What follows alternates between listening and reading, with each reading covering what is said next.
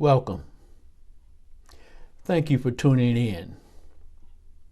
As always, please check the scriptures to fact check me and maximize your personal spiritual harvest as you face the Word. This week's focus text is found in the book of Hebrews, the 10th chapter, verses 37 and 38. But my righteous one shall live by faith, and if he shrinks back, my soul has no pleasure in him. But we are not of those who shrink back to destruction, but of those who have faith to the preserving of the soul. This week's title, Shipmate Overboard. The old ship of Zion is a term for the church that was used by African Americans in the past. It's a type of Noah's Ark that saves believers from the flood of sin and takes them to heaven. It's a spiritual hymn about the Christian life as a journey on a ship to heaven. The old ship of Zion. The lyrics convey a sense of hope and assurance, and it serves as a reaffirmation of faith, reminding us that no matter the challenges we face, there is peace and salvation to be found in our spiritual journey. When you hear the admonition to stay in the ship used by Christians, it often communicates the call to stay in church. Stay in the Christian way and don't backslide your way out of church.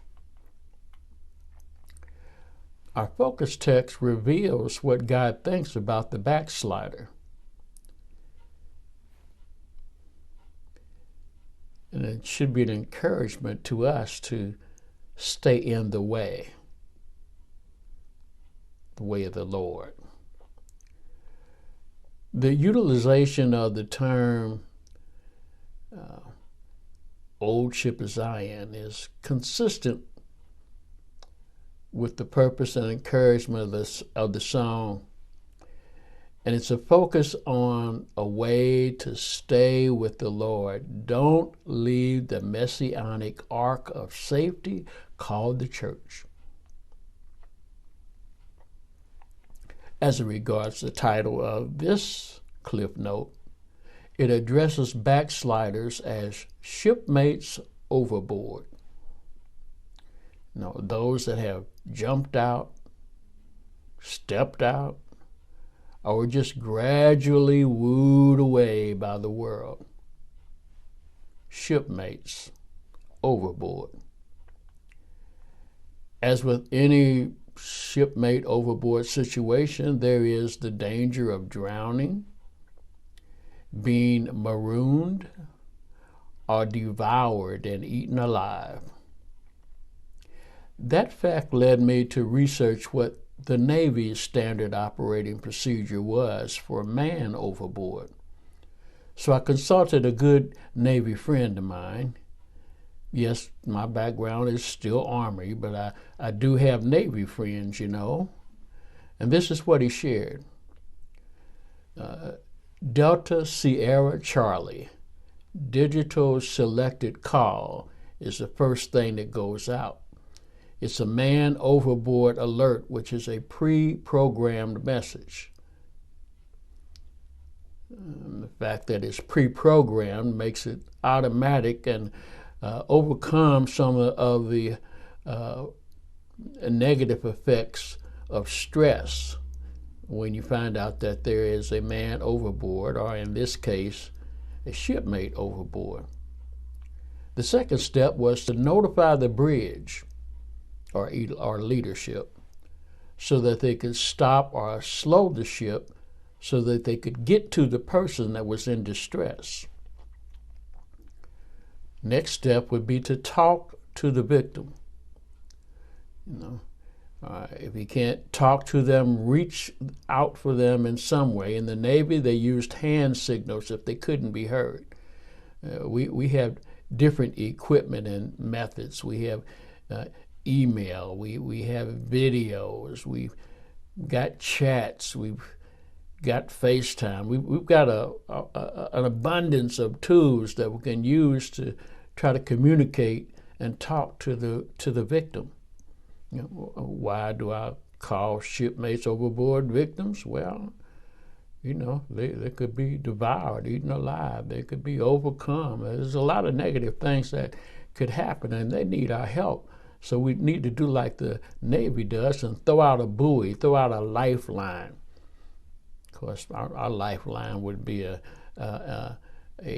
invested invitation and contact and communication to let them know that we care, and we care what happens to them. In support of those actions, prior to, there's been training on how to navigate the boat in troubled waters to get to those that need to be rescued. For us in the church, it's training on how to reach the perishing. And yes, I would call the shipmates overboard those that are in the process of perishing in a number of ways. So as I suspected, this information that was provided regarding the Navy's standard operating procedure for man overboard has spiritual relevance as it regards shipmate overboard. How so? I am so glad you asked. First, let's examine a few of the things that may cause a shipmate overboard. And yes, there are more. And the only way to find out what the causation factor is to communicate and ask so that you can minister effectively. But here's 3. Love of the world, as expressed in 2 Timothy, the 4th chapter, the 10th verse, where it says, "For Demas, having loved this present world, has deserted me and gone to Thessalonica." And as you recall, if it says gone to Thessalonica, that's the equivalent of gone to the big sinful city. Or it could be shallowness, as expressed in Luke 8:13. Those on rocky soil are those who, when they hear the word, they receive the word with joy, but they have no firm root. They believe for a while, but in time of temptation, they fall away. Or it could just be the plain old me syndrome, or self-absorption. Proverbs 14:14. The backslider in heart will have his fill of his own ways, but a good man will be satisfied with his. If we can identify the motivation or the cause for backsliding, we have a good starting point for the reclamation efforts and focus.